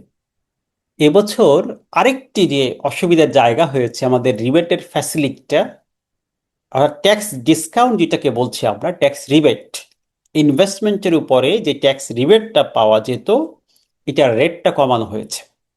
ঠিক আছে, তাহলে এখানে এই 20 লাখে আমাদের ট্যাক্স, গ্রস ট্যাক্স কিন্তু বেড়ে যাচ্ছে, আবার রিবেটও কমে যাচ্ছে। ফলে টোটাল পেয়েবল ট্যাক্সটা আরো বেশি হয়ে যাচ্ছে। কেমন? ধরেন এখানে রিবেট, এই 20 লাখ তো ইনকাম, যা 3% নিবে সে, তা নিলে হলো 60,000, আর মোট বিনিয়োগের 5 লাখের 10% নিবে, এখানে আগে ছিল আমাদের 15%, 75,000, কিন্তু এখন হচ্ছে 10%। ফলে যে সর্বোচ্চ এই 10%-এর বিনিয়োগের বেশি তিনি রিবেট পাচ্ছেন না, এটা তার জন্য কঠিন হয়ে যাচ্ছে। আর 7.5 লাখ টাকাও সর্বোচ্চ। তাহলে এই তিনটি অ্যামাউন্টের মধ্যে দুটি চেঞ্জ হয়েছে। হাইয়েস্ট লিমিট 10 লাখ ছিল, 7.5 করা হয়েছে। মোট বিনিয়োগের 15% ছিল, 10% করা হয়েছে। এর ফলে আমাদের এই রেয়াত 50,000 পাবো, 2,90,000 থেকে 50,000 মাইনাস হলে আমাদের 2,40,000 টাকা ট্যাক্স দিতে হচ্ছে। তাহলে সেম আয়ে আমাদের ট্যাক্স দিতে হচ্ছে 2,40,000, যেখানে আমাদের 1,97,000 টাকা ট্যাক্স ছিল। তার মানে আমাদের 42,000, 42,000 টাকার বেশি আমাদের ট্যাক্স কিন্তু বেড়ে যাচ্ছে। 1,97,500, তাহলে 42,500 টাকা আমাদের ট্যাক্স বেড়ে যাচ্ছে। আর এখানে 40,000, 2,40,000, ডিফারেন্সটা দেখেন। সেম আয়ে আমাদের 42,500 টাকা ট্যাক্স বেড়ে যাচ্ছে। এজন্য বললাম, মধ্যবিত্ত এবং উচ্চবিত্তদের ট্যাক্স কিন্তু আমাদের এই আইনে 2026-27 কর বর্ষে বেড়ে যাচ্ছে। এতটুকু আপনাদের ধারণা থাকা দরকার। তাহলে আমরা ট্যাক্স রেটের একটা আপডেট দেখলাম। মোট কথা হচ্ছে ট্যাক্স রেট পরিবর্তন হল। আরেকটি আপডেট, এখনো আমরা মূল জায়গাগুলোতে আসতে পারিনি। এখন আমরা ইনকাম ট্যাক্স রিটার্নে ট্যাক্সের যেমন আপডেট হয়, ট্যাক্স ক্যালকুলেশন আমাদের আরেকটি মেইন পয়েন্ট হচ্ছে রিবেট। রিবেট মানে হচ্ছে ইনকাম ট্যাক্স থেকে ডিসকাউন্ট পাওয়া, ছাড় পাওয়া। আমাদের মোট যে প্রদেয় কর আসে, গ্রস ট্যাক্স আসে, সেখান থেকে আইন অনুযায়ী ইনভেস্টমেন্টের উপরে অথবা দানের উপরে যে টাকা ছাড় পায়, এটাকে আমাদের আইনের ভাষায় বলা হয় ট্যাক্স রিবেট। আমাদের ষষ্ঠ তফসিলে কিছু নির্দিষ্ট খাত আছে, আপনারা সবাই জানেন, সেখানেও কিছু পরিবর্তন আসছে। সেখানেও কিছু পরিবর্তন আসছে ইনভেস্টমেন্টের ক্ষেত্রগুলো। আবার আমাদের রেয়াতের সীমাও কিছু পরিবর্তন আসছে। আমি একটু আগে অবশ্য আপনাদেরকে বলেছি যে নতুন নিয়মে আমাদের রিবেটের ক্ষেত্রে যে সেকশন 78 এর যে পরিবর্তন, এটা হচ্ছে মোট আয়ের 3% এবং মোট বিনিয়োগের 15% থেকে আমাদের এখন 10%-এ নেমে যাচ্ছে। অর্থাৎ যেটা আগে ছিল 15% আমরা রিবেট পাবো যা বিনিয়োগ করব তার উপরে, এটাকে এখন 10% করা হলো। তাহলে 5% আমরা পাচ্ছি না, সুযোগ বঞ্চিত হচ্ছে। এবং সর্বোচ্চ লিমিট আপনার 7.5 লাখ টাকা হচ্ছে। তাহলে আপনি যদি আগে 1 লাখ বিনিয়োগ করলে 15,000 রেয়াত পেতেন, এখন 1 লাখ বিনিয়োগ করলে 10,000 রিবেট পাবেন সর্বোচ্চ, এর বেশি পাওয়ার সুযোগ নাই। আগে যেমন 5 লাখ টাকায় সঞ্চয়পত্রে বিনিয়োগ ছিল, 5 লাখ টাকায় আপনি 7,500 টাকা বিনিয়োগ রিবেট পেতেন 15% হারে। এখন কিন্তু আপনি যদি 5 লাখ বিনিয়োগ করতেন তাহলে 75,000 টাকা আপনি রিবেট পেতেন, তাই না? 15% হারে এখন আপনি পাবেন অনলি 50,000 টাকা। আবারও বলি, তাহলে 5 লাখ টাকা আমাদের যেমন সঞ্চয়পত্রের লিমিট 5 লাখ, এখানে বিনিয়োগ করলে আগে কিন্তু 75,000 টাকা আপনি রিবেট পেতেন, এখন পাচ্ছেন সর্বোচ্চ 50,000। তাহলে এখানে রিবেট কিন্তু কমে যাচ্ছে। আইনানুগভাবে আমাদের রিবেটটাকে কমানো হয়েছে। একদিকে ট্যাক্স বাড়ানো হচ্ছে, আর একদিকে রিবেট কমানো হচ্ছে। এই দুই কারণে টোটাল ট্যাক্স লাইবিলিটি এই বছরে প্রত্যেক করদাতারই, ট্যাক্স পেয়ারের বেড়ে যাচ্ছে। তবে এখানে একটি বিষয় যে এই রিয়াতের যে ইনভেস্টমেন্টের খাতগুলো, সেই খাতগুলোতে আমাদের পরিবর্তন এসেছে। যেমন আমরা কম্পারিজন দেখেছিলাম যে এই মিস্টার রহমানের যে উদাহরণটা, এটা সামারি দিয়েছিলাম যে আমাদের যেখানে 1,97,500 টাকা আগে ট্যাক্স আসতো রিবেট সহ, রিবেট বাদ দেওয়ার পরে এখন আমাদের নেট কর 2,40,000 আসছে। এই কম্পারিজনটাই দেখলেই বোঝা যায় যে আমাদের ট্যাক্সের যে পরিবর্তন, এটার ইম্প্যাক্ট কি হচ্ছে, এটার বাস্তবতায় আমরা কি দেখছি। আমরা যেখানে গ্রস ট্যাক্স ছিল 20 লাখ টাকায় 2,57,000, এখন 2,90,000 হচ্ছে। আবার রিবেট যেখানে আমরা এই তিনটার মধ্যে কম পেতাম, সেখানে আমাদের আগে কিন্তু আমাদের 60,000 কি 75,000 পর্যন্ত রেয়াত পাওয়ার সুযোগ ছিল, সেখানে এখন সর্বোচ্চ সুযোগ তৈরি হচ্ছে 50,000। তাহলে এখানে 25,000 বৃদ্ধি পাচ্ছে, রিবেটের সুবিধা আমরা কিন্তু পাচ্ছি না। টোটালি আমি একটি কম্প্যারিজন দেখালাম যে সেম ঘটনায় মিস্টার রহমানের ট্যাক্স লাইবিলিটি 42,500 টাকা বেড়ে যাচ্ছে, অটোমেশনে আরও বাড়তে পারত। সো আমাদের এই বিষয়গুলো দেখতে হবে যে এখন মোটামুটি সবার ট্যাক্স লাইবিলিটিগুলো বাড়ছে। আর রিবেটের ক্ষেত্রে আমাদের যে ইনভেস্টমেন্টের যে খাতগুলো, আমাদের দেখছেন যেটা এসআরও জারি হয়েছে, 8 নম্বর এসআরও 2026-এ, সেখানে 8 জুন এসআরও জারি হয়েছে। সেই এসআরওর মাধ্যমে আরও কিছু পরিবর্তন হয়েছে রিবেটের, যে আপনি রিবেটের বিশেষ করে খাতগুলো, দানের খাতগুলো বৃদ্ধি পেয়েছে, যে এই খাতে দান করলেও আপনি রিবেট পাবেন। সেখানে এই এসআরওতে আপনি যদি দেখেন, আমি একটু দেখাই, আহ, আমাদের এই 8 জুন 4 নম্বর এসআরও আয়কর আইনের, এই এসআরওতে আমাদের এই যে রিবেটের জন্য একজনে প্রশ্ন করেছিলেন যে আমাদের তো অর্থ আইনে চেঞ্জ হয়, তাহলে এসআরওর কেন প্রয়োজন। একটু আগে চ্যাট বক্সে লিখেছিলেন, দেখেন অর্থ আইন তো বছরে একবার হয়, কিন্তু এনবিএ যদি মনে করে যে আজকে আমার এটা পরিবর্তন করা দরকার, যে বাজেট হলো কালেকশন হচ্ছে না ইনকাম ট্যাক্স, তখন এসআরও জারি করে কিন্তু ট্যাক্স বিভিন্নভাবে বাড়াতে পারে, কমাতে পারে। এটা হচ্ছে একটি জুরিসডিকশন, এটাকে সাবঅর্ডিনেট ল বলা হয় এসআরও গুলোকে। এটাও আইনের মতোই। তাহলে এখানে এসআরও মানে এনবিআর একটা প্রজ্ঞাপন জারি করলো যে এই খাতে বিনিয়োগ করলেন আপনি রিবেট পাবেন, এই খাতে দান করলেন। এখানে প্রায় 11টি খাত এই এসআরও জারির মাধ্যমে নতুন করে সংযোজন করা হয়েছে। এটা 8 জুন 2026-এ এই এসআরও জারি করা হয়েছে। তাহলে এখানে দানের যে খাতগুলো আগে যা ছিল ষষ্ঠ তফসিলে, এটা আছেই, সাথে এই এসআরও এর মাধ্যমে আপনার আরো অনেকগুলো খাত তৈরি হলো, যে খাতগুলো আপনি আপনি দান করতে পারবেন। এখানে 11টি খাত, ঠিক আছে? তাহলে এই খাতগুলোতেও দানের খাত হিসেবে তৈরি হলো, এই বিষয়টিও আপনাদের দেখা দরকার। তাহলে আপনাদের কাছে আরো স্পষ্ট হবে। যেগুলো আমি এখানে উল্লেখ করেছি রেফারেন্স হচ্ছে ওই এসআরওটা। এসআরও হচ্ছে ইনিশিয়াল একটি সমাধান, যে এখন আমার মনে হচ্ছে এনবিআর যে আমার ট্যাক্স কালেকশন বৃদ্ধি করার জন্য বা এই কাজটি করা উচিত, তখন তিনি সাথে সাথে এসআরও জারি করার ক্ষমতা আছে, এসআরও জারি করতে পারবেন, এটাকে সলভ করতে পারবেন। ওকে, এখন আসেন, তাহলে আমাদের ইনকাম ট্যাক্স হিসাব হলো, ট্যাক্স রিবেটের হিসাব হলো। এখন আসেন, আমরা জানি যে ইনকাম ট্যাক্সটা বেসিক্যালি ট্যাক্সটা ক্যালকুলেশন হয় হচ্ছে ইনকামের উপরে। ইনকামের উপরে ডিপেন্ড করেই কিন্তু আমাদের ট্যাক্স লাইবিলিটি কম হয় বেশি হয়। এখানে টোটাল 13টি ইনকাম হেডস আছে। যদিও আমাদের সেকশন 30-তে 60টি ইনকাম হেডসের কথা বলা আছে, বাট অন্য অন্য সেকশন এবং ষষ্ঠ তফসিল অব্যাহতি আয় সহ, ফার্স্ট শিডিউল সহ কিছু তফসিলের বিষয় এবং কিছু সেকশন 31-এর বিষয়, এই টোটাল বিষয়গুলোকে যদি বিশ্লেষণ করি, তাহলে এই আইনেই আমরা 13 ক্যাটাগরির 13 হেডসের ইনকাম পাই। 13 হেডস অফ ইনকামের অস্তিত্ব আমাদের এই আইনেই আছে, এই আইনেই আমরা পাই। ঠিক আছে, তাহলে ষষ্ঠ তফসিলে একটি আয়ের কথা বলা আছে, ফার্স্ট শিডিউলে একটি আয়ের কথা বলা আছে, এবং সেকশন 31-এ আয়ের কথা বলা আছে। এছাড়া সেকশন 30-তে আয়ের কথা বলা আছে। এই টোটাল ইনকামগুলোর উপর ডিপেন্ড করে ট্যাক্স পে করতে হবে। এই ইনকামগুলোর ক্ষেত্রে, এই 13টি হেডসের ইনকামের ক্ষেত্রে আমাদের মেজর একটি বিষয় হলো, এই ইনকামের ধরেন স্যালারি থেকে যা গ্রস প্রাপ্তি তার উপর ট্যাক্স হবে না। সেখানে কিছু নিয়মকানুন আছে, যে সেখানে একটু অব্যাহতি থাকবে অথবা কিছু ডিডাকশন থাকবে। যেমন ভাড়া থেকে যা আপনি ভাড়া পাবেন, সম্পূর্ণ প্রাপ্তির উপরে ট্যাক্স হবে না, মোট ভাড়ার উপর ট্যাক্স হবে না। সেখানে আইনি কিছু সুযোগ থাকবে, ডিডাকশন থাকবে। এই প্রত্যেকটি আয়ের ক্ষেত্রে এমন কিছু স্পেশাল রুলস আছে, বিধান আছে। যেমন কৃষি আয়ের ক্ষেত্রেও কিছু ডিডাকশন সুবিধা পাবেন, ব্যবসা আয়ের ক্ষেত্রে তো আরো বেশি, এবং সেখানে অ্যালাওয়েবল ডিসঅ্যালাওয়েবল এক্সপেন্সের কথা বলা আছে। এই প্রত্যেকটি হেডসের উপরে আমাদের বিশেষ কিছু সেকশন আছে, রুলস আছে। তো এই আয়ের খাতগুলোর আমাদের কিছু পরিবর্তন হয়েছে।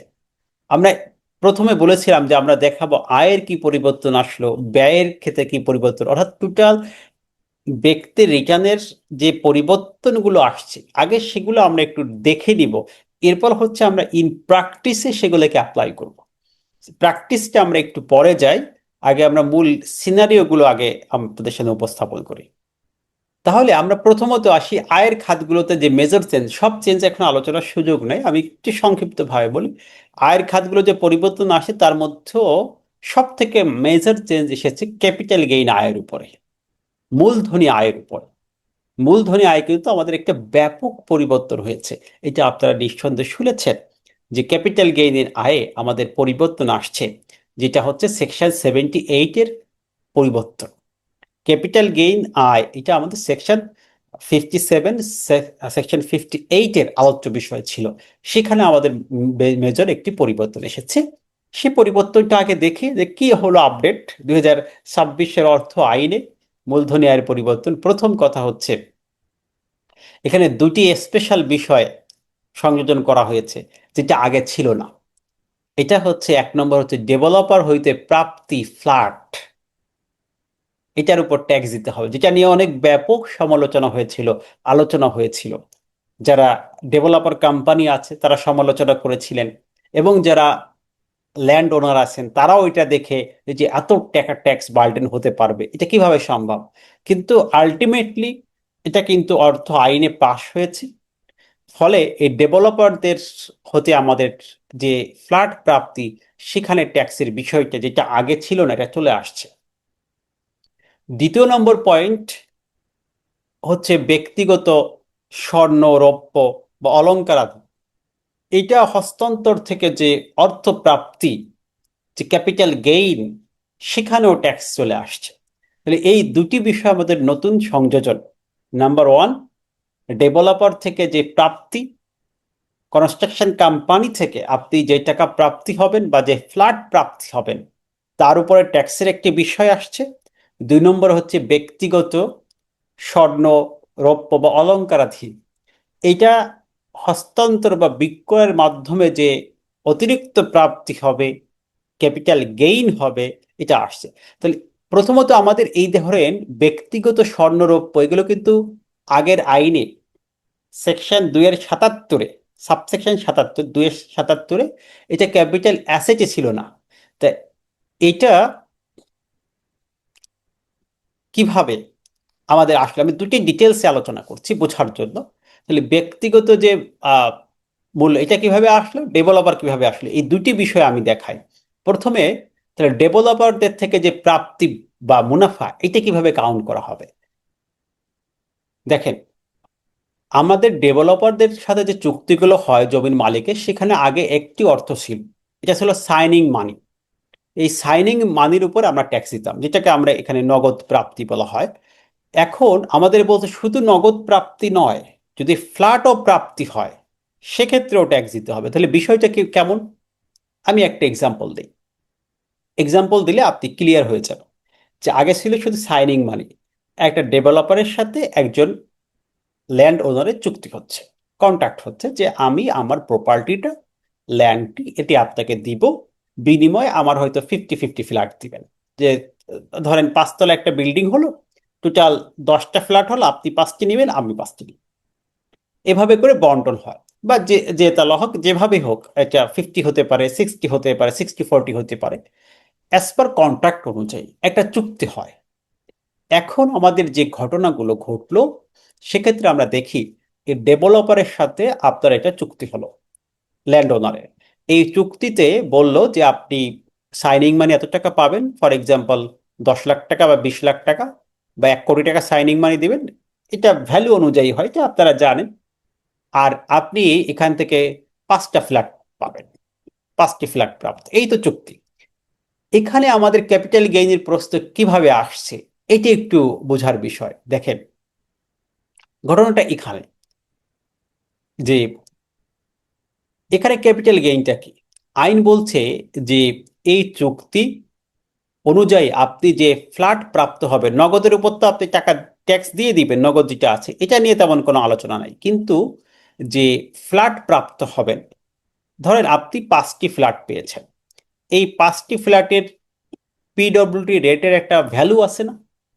কারণ কনস্ট্রাকশন যে হয় এটা আমাদের income tax department PWD rate এটা ফলো করে। তাহলে এই 5টা ফ্ল্যাটের পিডব্লিউডি রেট অনুযায়ী 5 কোটি টাকা ভ্যালু আসলো। তাহলে এটা 5 করোড় চলে আসলো, 5 কোটি টাকা মূল্য আসলো, 5 কোটি টাকা ভ্যালু চলে আসছে। এখন এই 5 কোটি টাকা কিন্তু ডেভেলপের কাছ থেকে প্রাপ্ত হয়েছে, আপনি এর বিনিময়ে কি দিয়েছেন, আপনার শুধু ল্যান্ডটা দিয়েছে, আর কিছু দেননি। আর নগদ আপনি ধরেন পেয়েছেন 50 লাখ, তাহলে টোটাল আপনার প্রাপ্ত হচ্ছে 5 কোটি 50 লাখ টাকা। এই 5টা ফ্ল্যাটের মূল্য 5 কোটি, আর নগদ আপনি 50 লাখ টাকা প্রাপ্ত হয়েছে ডেভেলপের কাছ থেকে। আপনি এই 5 কোটি 50 লাখ টাকা আপনার প্রাপ্তি রিসিভ করেছেন। এর বিনিময়ে কি করেছেন, ডেভেলপারকে আপনি আপনার জমিটা দিয়েছেন। ধরা যাক এই জমির যে মূল্য ছিল, বা জমিতে যদি কোনো স্থাপনা থাকে এটা ভেঙে নতুন করে করছে, সেই সকল ভ্যালু সহ আপনার রিটার্নে এই জমির মূল্যটা দেওয়া ছিল 2 কোটি টাকা। কত ছিল, আমরা ধরে নিচ্ছি 2 কোটি টাকা আপনার এই জমিটির ভ্যালু দেওয়া ছিল রিটার্নে। যে আমি 2 কোটি টাকা দিয়ে আমি জমিটা কিনেছি, রেজিস্ট্রেশন খরচ খরচ সব সহ, বা পৈতৃক সূত্রে পালে এটা রিসিট যে ভ্যালুটা দিতে হয় প্রাপ্তি ভ্যালু, সেখানে 1 কোটি টাকা 2 কোটি টাকা যে কোনো অ্যামাউন্ট ছিল। তাহলে একটি হচ্ছে আপনার ওই ল্যান্ডের ভ্যালু, আরেকটা হচ্ছে ডেভেলপারের কাছ থেকে যে ফ্যাসিলিটিগুলো পেয়েছেন, দুটি ফ্যাসিলিটি। একটা হচ্ছে সাইনিং মানি মানে নগদ, আরেকটি হচ্ছে ফ্ল্যাট। ফ্ল্যাটের ভ্যালুয়েশন হবে কি অনুযায়ী, অ্যাজ পার পিডব্লিউডি রেট অনুযায়ী, যেটা ইনকাম ট্যাক্স ডিপার্টমেন্ট ফলো করে। তাহলে সেই অনুযায়ী ফ্ল্যাটের রেশিও করে দেখা গেল আপনার 5 কোটি টাকা, বা আপনি নিজে ক্যালকুলেশন করবেন। তাহলে আপনি 5 কোটি টাকার ফ্ল্যাট পেয়েছেন, বিনিময়ে আপনার 2 কোটি টাকার জমি দিয়েছেন। তাহলে আপনার এখানে গেইন হচ্ছে কত, মাঝখান থেকে 3 কোটি টাকা আপনি গেইন করতেছেন। এখন দেখেন, সরকার কি চায়, যে আপনার শুধু ক্যাশ টাকা বাড়লো, ব্যাংকের প্রফিট হলো, সেখান থেকে ট্যাক্স দিবেন। আর ডেভেলপার কাছ থেকে যে আপনি গেইন করছেন, এটাও তো আপনার ইনকাম সমতুল্য। ইনকাম বলতে শুধু আর্থিক মূল্য না, এই ফ্ল্যাটও তো আপনার ইনকাম, আপনি রিসিভ করছেন জমির জমির বিনিময়ে, আপনি অতিরিক্ত পাচ্ছেন, এটাও তো আপনার গেইন। যদি আপনার এটা সেল করতো জমিটা, যদি গেইন হতো, গেইন ট্যাক্স দিতে হতো না। গভর্নমেন্টের সেন্স হচ্ছে এই যে এখানে আমাদের একটি বড় অংশ ট্যাক্সের বাইরে চলে যাচ্ছিল, এদেরকে ট্যাক্সের আওতায় নিয়ে আসা, এই করজাল বিস্তৃত করা। এই কারণে সরকার এই বিধানটি করলো যে সেখানে যে ট্যাক্স আরোপ হয়। তাহলে মাঝখানে যে 3 কোটি টাকা গেইন হলো, এটার উপরে আপনার 15% হারে ট্যাক্স দিতে হবে। এখন দেখেন, এই যে যে 15% ট্যাক্স দিতে হবে আপনাকে, আপনার মনে হতে পারলো যে 3 কোটির উপর 15% হিউজ টাকা ট্যাক্স, তার মানে 45 লাখ টাকা আপনার ট্যাক্স দিতে হচ্ছে। আপনাকে তো 5 কোটির উপর না, এখানে ভালো করে বুঝেন, 2 কোটির ভ্যালু দেখানো ছিল, তাহলে 3 কোটি টাকার উপরে আপনার কত পার্সেন্ট? 15% দিতে হচ্ছে। তার মানে 45 লাখ টাকা আপনাকে ট্যাক্স পে করতে হচ্ছে। এখন ডেভেলপার কাছ থেকে আপনি শুধু ফ্ল্যাটই পেয়েছেন, টাকা তো পাইছেন মাত্র 50 লাখ, টোটালটাই যা সাইনিং মানি পেয়েছেন সবই ট্যাক্স দিতে হচ্ছে। তো এটা অনেক সময় সাইনিং মানি আরো কম হইতে পারে, 20 লাখ হইতে পারে। সো আপনাকে নিজের গাঠ থেকেও ট্যাক্স দিতে হতে পারে। তা আইন দেখলো এটা আপনার জন্য বার্ডেন হয়ে যায়, এজন্য এই ট্যাক্সটার বিধানটা আপনাকে সাথে সাথে ওই কর বর্ষেই পে করতে হবে না যে কর বর্ষে প্রাপ্ত হয়েছেন। বলছে এখানে 3 বছরের সময় আপনি পাবেন, যেহেতু হিউজ অ্যামাউন্ট ট্যাক্স গভর্নমেন্ট পাবে। এজন্য বলছে যে বছরে প্রাপ্ত হবে সে বছরে তো দিবেনই, সাথে সাথে আরো 2 বছরের এক্সট্রা, এই টোটাল এই বছরগুলোতে সমহারে মানে কর বর্ষর ও পরবর্তী 2 ইয়ার্স। তাহলে আমরা আইনের ভাষায় না যেয়ে সহজে বুঝি, টোটাল 3 ইয়ার্সের সময় পাবেন, প্রাপ্তির বছর, দেন ফার্দার 2 ইয়ার্স, এই 3 বছরে সমহারে। তখন এই 45 লাখ টাকা ট্যাক্স হলো আপনার এই প্রথম বছরে 15 লাখ টাকা পে করবেন, দ্বিতীয় বছরে 15 লাখ, এবং থার্ড ইয়ারে 15 লাখ। এভাবে করে এই ডেভেলপার, এই জমির মালিক ট্যাক্সটা পে করে দিবেন। কিন্তু এটার ইম্প্যাক্টটা বুঝতে হবে, এটার ইম্প্যাক্টটা হচ্ছে ট্যাক্স বেড়ে যাওয়ার কারণে ফ্ল্যাটের দাম বেড়ে যাবে প্রথম। দ্বিতীয় হচ্ছে ল্যান্ড ওনাররা তখন তারা শুধুমাত্র 50%, যেটা আগে নেগোসিয়েশন করতো এটা চাইবে না, বলবে না আমাদেরকে আর বেশি দিতে হবে, 60% দিতে হবে বা 70% দিতে হবে। যার ফলে হবে যে কনস্ট্রাকশন যারা করবেন এই কোম্পানিগুলো, ডেভেলপার কোম্পানিগুলো, তারা ফ্ল্যাট কম পাবে। যখন ল্যান্ড ওনাররা এই ট্যাক্স লাইবিলিটিটা বুঝতে পারবে তখন কিন্তু তারা ভ্যালুয়েশন বাড়ায় দিবে, অর্থাৎ ডিমান্ড বাড়ায় দেবে। তখন আলটিমেটলি গোল হচ্ছে ফ্ল্যাটের দামগুলো বেড়ে যাবে। নেক্সট ইয়ারগুলোতে যারা ফ্ল্যাট কিনতে চান, আপনাদের জন্য একটা মেসেজ হলো আগামী দিনে কিন্তু ফ্ল্যাটের দাম বেড়ে যাবে। এই ট্যাক্সটা 2026-এর অর্থ বছর আরোপিত হওয়ার কারণে আমার বিশ্লেষণে যেটা বলে, সেক্ষেত্রে ফ্ল্যাটের দাম বৃদ্ধি পাবে আলটিমেটলি। কারণ আলটিমেট তো এই টাকা তো যারা ফ্ল্যাট ওনার, যারা পারচেজার, তাদের কাছেই বর্তাবে। সো এই বিষয়টা আমাদের একটু ব্যাপক চেঞ্জ আসছে, যেটা আমাদের কোনো সময় ছিল না আইনে, নতুন করে এই অর্থ আইনে সংযোজন হয়েছে। আপনারা নিঃসন্দেহে বুঝতে পারছেন যে অর্থ আইন 2026-এ প্রত্যেকটি জায়গায় এত পরিবর্তন এসেছে, মনে হচ্ছে আমার কাছে আমাদের নতুন আইন। আমরা এই অর্থ বিল থেকে এগুলো স্টাডি করে মনে হচ্ছে যে অনেক কিছু ব্যাপক 115টা একদমই ভেরি ইম্পর্টেন্ট চেঞ্জ আমি দেখেছি, যেগুলো আমরা স্টেপ বাই স্টেপ আলোচনা করব। আর যখন আমরা কোর্সে ক্লাসগুলো করব তখন প্রত্যেকটি পয়েন্টে, যেমন চাকরিতে কি পরিবর্তন, কিভাবে কেস স্টাডি, এই রিটার্নে দেখাবো। তা এটাকে আমাদের একটু আমি বলবো ক্লাসের শেষের দিকে যে কিছু আমাদের সময়ের প্রয়োজন।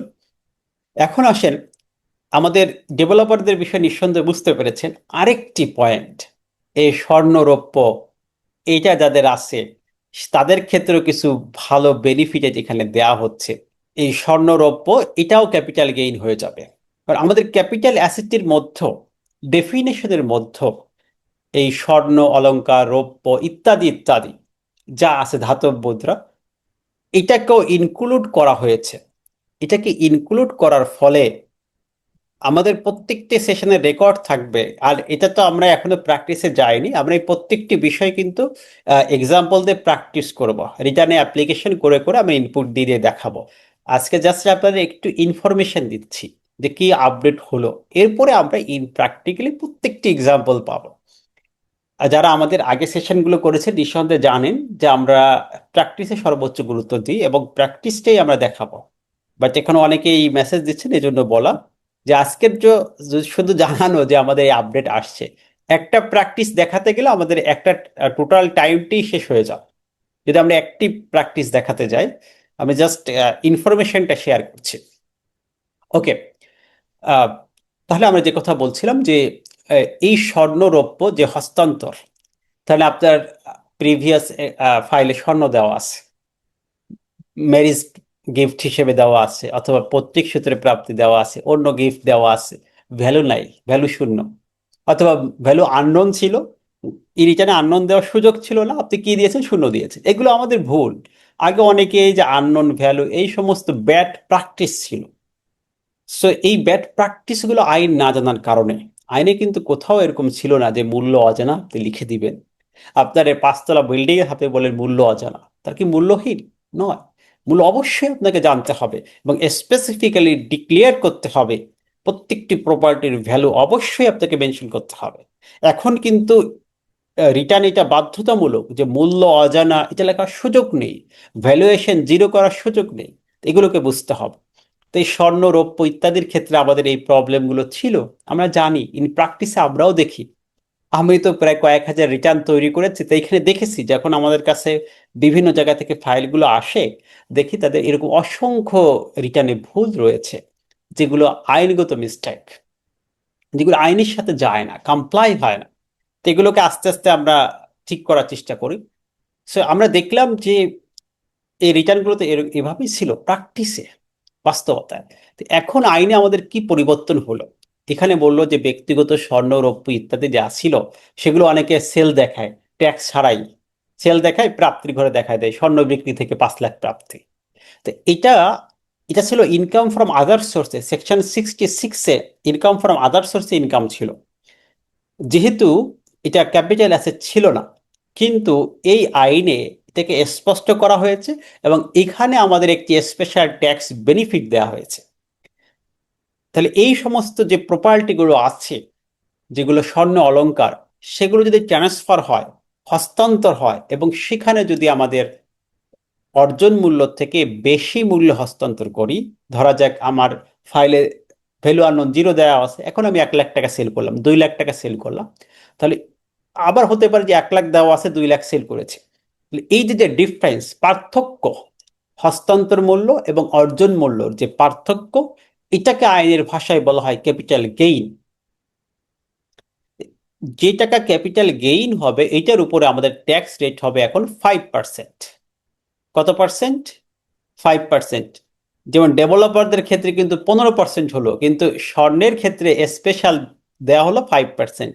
এটা আমাদের অর্থ বিলে 15% ছিল, এটাকে কমিয়ে এখন বলা হয়েছে এই ব্যক্তিগত মূল্যবান যে দ্রব্য, স্বর্ণ রৌপ্য ইত্যাদি ইত্যাদি, এই বিষয়গুলোতে ট্যাক্স বার্ডেন কমানোর জন্য এখানে আমাদের ট্যাক্স রেট করা হয়েছে অনলি 5%। তাহলে এখানে কিন্তু আমাদের ট্যাক্সটা কমে যাচ্ছে। তাই এভাবে ব্যক্তিগত স্বর্ণ বলেন, রৌপ্য বলেন, এইসব ধাতবের ক্ষেত্রে যে প্রাপ্তি হবে, যে ক্যাপিটাল গেইন হবে, প্রাপ্তি অর্থাৎ অর্জন মূল্য এবং হস্তান্তর মূল্যর যে ডিফারেন্স, এই যে যে ডিফারেন্সটা আসবে এটাকে আমরা কনসিডার করব ক্যাপিটাল গেইন হিসাবে। আর এই ক্যাপিটাল গেইনের উপরে আমাদের 5% ট্যাক্স দিতে হবে ফ্ল্যাট। এটা কিন্তু সপ্তম তফসিলে আমাদের এই যে বিশেষ যে কর হয় সেখানে পরিবর্তন আসছে। অনেকেই কিন্তু ফেসবুকে বিভিন্ন জায়গায় 15% লিখছেন, বাট এটা কিন্তু ভুল, এখানে কিন্তু 5%-এর কথা বলা হচ্ছে। তাহলে আমরা আজকে আর আলোচনা না করে আপনাদের কিছু মতামত নেই আজকের যে ক্লাসটি, বা কতটুকু বুঝতে পেরেছেন, বা নেক্সট ক্লাসগুলো আমরা কিভাবে করলে আপনাদের আরো বেটার হবে, এজন্য কিছু মতামত নিব, তারপরে আমরা প্রশ্ন নিব যদি কারো প্রশ্ন থাকে। আসসালামু আলাইকুম। ওয়ালাইকুম আসসালাম। জি, আমি জানতে চাই স্যার, যে আমরা আগে যে 5,000 টাকা সর্বনিম্ন ট্যাক্স দিতাম, সেটা কি এখন কি তাহলে সুযোগ রইলো না? মানে না। এখন কি 10,000 টাকা সর্বনিম্ন দিতে হবে? হ্যাঁ, 10,000 টাকা। অর্থাৎ 10,000 টাকা বলতে আমাদের মিনিমাম ট্যাক্স তো আহ, যদি 1 লাখ টাকা ইনকাম হয়ে যায় করযোগ্য আয়ের পরে, তখন 10% ছাড়ে 10,000 টাকা আপনাকে দিতে হবে। আর করযোগ্য আয় যখন 1 লাখ টাকা ছিল তখন 5% ছাড়ে 5,000 ছিল, এখন ওইটা হয়ে যাচ্ছে 5% ছাড়ে 10,000। আর যদি স্ল্যাবের নিচে হয় তাহলে তো আপনার ট্যাক্স এক্সামটেড, তাই না? এইভাবে করে ট্যাক্স রেটটা যেটা 5% ছিল 5,000, ওটা আর নেই, 10% ছাড়া 10,000-এ চলে আসছে করযোগ্য আয়ের পরবর্তী 1 লাখে। এটা আপনি জিজ্ঞেস করেছেন, আমি নিঃসন্দেহে বুঝতে পেরেছি। ধন্যবাদ স্যার, ধন্যবাদ। তা আপনি যেহেতু প্রথম, আপনার ক্লাসটা আজকে সেশনটা কেমন লেগেছে, বা আপনার কোনো ওপিনিয়ন আছে কিনা? খুব ভালো লাগছে স্যার, আমি তো অন্য একটা কোর্স করেছিলাম, এরপরে আপনাদের সাথে যুক্ত হয়েছি, খুব ভালোই লাগতেছে। এবং আজকে যে আপডেট গুলো জানলাম এগুলো তো আগে জানি নাই। আপনি যেভাবে এবারে কাটাকাটি করে আমাদেরকে বলতেছেন স্যার, আপনাকে আবারও ধন্যবাদ। আপনাকে ধন্যবাদ। এরপরে বলবেন আলামিন হুসাইন। জি, বুঝতে পারছি এবং অনেক ভালো লাগছে, নতুন অনেক কিছু শিখলাম। এর আগে এই বিষয়গুলো জানা ছিল না আমার। সে বিষয়গুলো আজকে শিখলাম। ধন্যবাদ আপনাকে। এরপরে বলবেন। ট্যাক্সের বিষয়ে এটাই প্রথম আর কি। যাক, আপনাকে কংগ্রাচুলেশন যে আপনার ট্যাক্স শেখার বিষয়ে আগ্রহ আছে।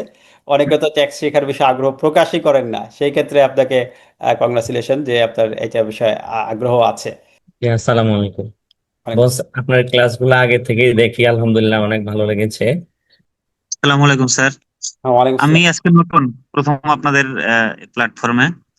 আমি ঢাকা ইউনিভার্সিটি থেকে বিবিএমবিএ শেষ করেছি মার্কেটিং এ। তো এই সেক্টরটা নিয়ে আমার ইন্টারেস্ট, একটা জব করতেছি, সরকারি জব। এজন্য আরো অনেকেরই হয়তো বা প্রস্তুত ছিল, আজকে আর নিতে পারতেছি না, এই জন্য আন্তরিকভাবে দুঃখিত। নেক্সট ক্লাসে আমরা ইনশাল্লাহ সবাইকে সুযোগ দেব, সে আশা রেখে। সবাই সে পর্যন্ত ভালো থাকবেন, সুস্থ থাকবেন, আমার জন্য দোয়া করবেন, সে আশা রেখে আজকে শেষ করছি। আসসালামু আলাইকুম ওয়া রাহমাতুল্লাহি ওয়া বারাকাতুহু।